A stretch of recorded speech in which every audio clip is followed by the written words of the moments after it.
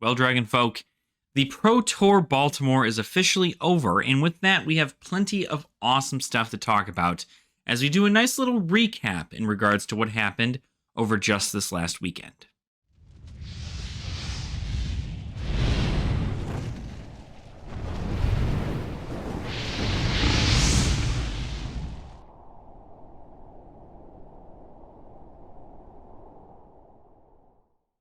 Welcome on in, Dragon Folk. I hope you're all having a fantastic day. I know I am. My name is Alex, and you are all here with me in the Dragon's Lair. I'm happy to see you all here. I'm happy to be getting a video out for you guys today because I know I've been missing the content bug a whole lot recently, and hopefully within this next week, I should be back on top of my grind. But for now, I wanted to talk about the Pro Tour that I was oh so delighted to watch over this last weekend. Not only did we get a ton of information about Dusk Till Dawn, a new set that is due to be released. That's the 10th set in Flesh and Blood's history. I'm going to make a separate video about Dusk Till Dawn, so if you want to check that out, stay tuned and subscribe to the channel for awesome content like that. But we want to go over the competitors this weekend, right? The competitors for Flesh and Blood in this Pro Tour scene. It's been absolutely phenomenal, and I've been so very happy to see so many amazing games streamed over at the Star City Games Twitch channel, which every now and again did have a couple issues, but overall not too bad of a watching experience. And it was a baffling time, right? I often think about, if I put the time and effort into learning the game, how much of this I could do. And every time I think about how these players have to go through tons of matches before they can actually win the event. So it is crazy to me to see all this stuff. But before we get to the Pro Tour, I want to go ahead and talk about some of the side events that happened, and then we can talk about the winner of the Pro Tour. So some side events that occurred. We did have the cosplay contest that was happening there. Local to me, and actually somebody who I even had the pleasure of playing against a couple of times, over at the Min-Max location here in Illinois, Rachel Stoddard has actually won the first place in the cosplay competition. Plenty of awesome competitors. Rachel Stoddard, though, I had a feeling she was going to win. I had learned about this cosplay idea from hers a while back, right around the first time I met her. And she was super excited to start doing this and to see it come to life in this. She had cosplayed Dash, but not only has she cosplayed Dash, she has now cosplayed Dash inside of the Nitro Mechanoid, a card that has come out in Dynasty, and she went all out for this one. I mean, she really, really tinkered and brought that mechanologist skill to life and did exactly what I feel like Dash would have done in this situation and created a literal mech suit for her to walk around in. And she did a great job there. It absolutely looks amazing. She got a fantastic picture here with James White, which I'm sure she's going to covet forever. And it's just been such a fun time seeing all the cosplayers. I hope to, at some point, when given the opportunity and the free time, to do some cosplaying of my own, because for those of you who don't know, I used to do that a little bit. So I certainly can't wait to get into that and check that stuff out. Again, congrats to Rachel Stoddard for an amazing cosplay. Another side event that occurred over this weekend is none other than the little Ultimate Pit Fight section. A lot of people were playing Ultimate Pit Fight over this weekend, and there was a time yesterday, I believe, where James White actually sat down to play Typanis, one of the judge heroes that is available in Ultimate Pit Fight, and across from him was none other than, again, another local to here in Illinois, John. John, I forget your last name, John, so I do apologize. I am almost certain it's Smith, though. John is a judge for the Flesh and Blood community, so you may have seen him around these places. But John had the very, very great idea to bring none other than the Rudy Gemkeeper deck to a UPF match. And for those of you who don't know, Rudy's whole thing is based on graded cards. Rudy is a hero that is based around Rudy from Alpha Investments. And John here decided to bring an entire deck full of graded cards for him to play in Ultimate Pit Fight. And this is a wild thing for James White to be going against somebody who, for the first recorded time we've ever seen, actually play Rudy, Gemkeeper, in Flesh and Blood. So a very interesting match all throughout. It was kind of cool to see the highlights from that.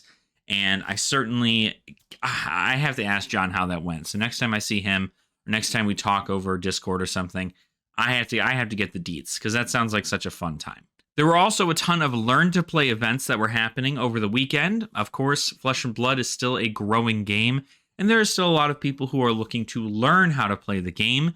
And the learn to play / welcome to Fab events that go on at these big events are certainly very, very useful to new players, because you learn the basics by cutting down on all the extra sideboarding and all this other stuff.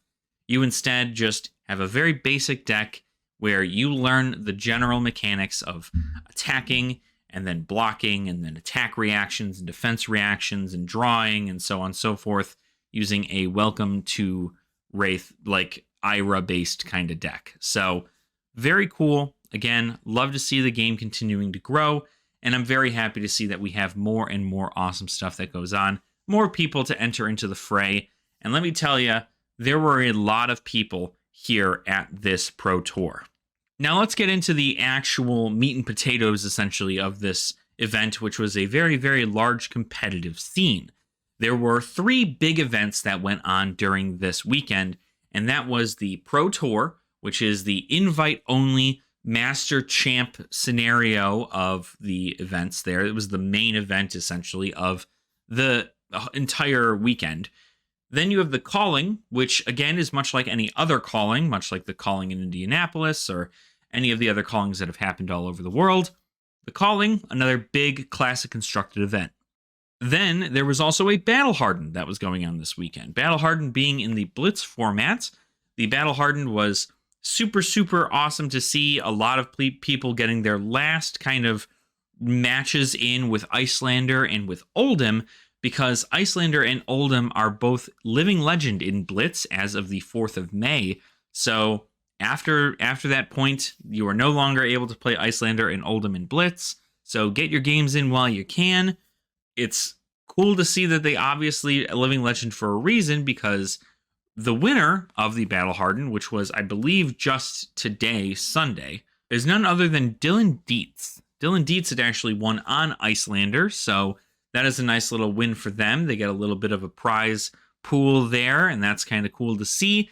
So obviously, Icelander being one of the more popular decks into that format, along with Oldhim, and it was a cool thing to see that obviously there's still that ice presence, but that top 8's going to look a lot more different the next time there's a Battle Hardened as opposed to now, or at least the next time there's a Blitz event that goes on. Then the Calling had occurred. The Calling was insane. According to the statistics, there were 900 plus players registered for the Calling that started on Saturday. But believe it or not, a lot of those people seem to have just bought their badges so they can get the stuff, and then were obviously not there. So because of that, there were about like 150 some players that were just not actually attending at the event. So it was right around maybe 750 or so, which is still a very, very large Calling. And of course, out of all the Calling participants being in Classic Constructed, you would imagine you would have seen Oldhim at the top, because, well, Oldhim has been kind of doing work in Classic Constructed. Lexi has also been building up through everything. You even have a lot of Dromais that attended in this Calling, but it was actually none other than Merrick Kemp on Dash who won the Calling. So I'm not sure what kind of Dash they were ending up winning with. The Calling was not streamed like everything else was in the Pro Tour, but Dash had won the Calling here in the United States, and that's kind of big for the hero. But finally, we need to talk about the Pro Tour that happened this weekend. The Pro Tour being a $50,000 first place prize, along with a Pro Tour champion card, a gold foil legendary of their class, and a PTI. So everybody in top 8 got a gold foil legendary of their hero's class, and then they also got a PTI, but the amount of money changed depending from one to the other. Now, there were tons of amazing competitors in here, tons of people I was really rooting for. You got Lucas Oswald, Brody Spurlock, even a local favorite, Jeremy Stowe. I was very interested to see how he did. I did not get to see any of his stuff on camera. There's so many people here who are doing great. Obviously, I wanted to see how Michael Hamilton was going to do, how Roger Bodie was going to do, how plenty of these people from the Wolfpack have been doing. And it looks like a few people from the Wolfpack did end up making it all the way to top 8. And believe it or not, the top 8 was a very interesting lineup. Something I genuinely wasn't expecting, even with all of these Lexies being a very prominent force into the meta. But there were 2 Dromais, 4 Lexies, an Azalea, and an Oldhim. And that was the top 8 for the Pro Tour. Now, Pro Tour started on Friday and went all the way into Sunday. So these people in top 8 have been battling for a long, long time to get where they did. And it worked out.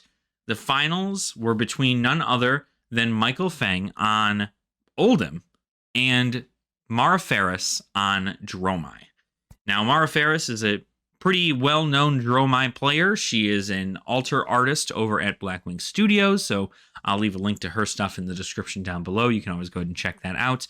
But Mara has been a key piece in keeping the love for Dromai alive. Mara sees the pieces in this deck and realizes that there's potential and has tried and tried and tried to make something work with her to kind of be good into most of the meta. And she certainly has done that, getting all the way up until the finals of this Pro Tour, going up against Oldhim.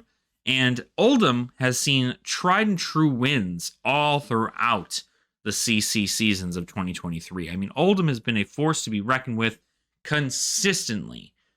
But who is going to win between Oldhim and Dromai?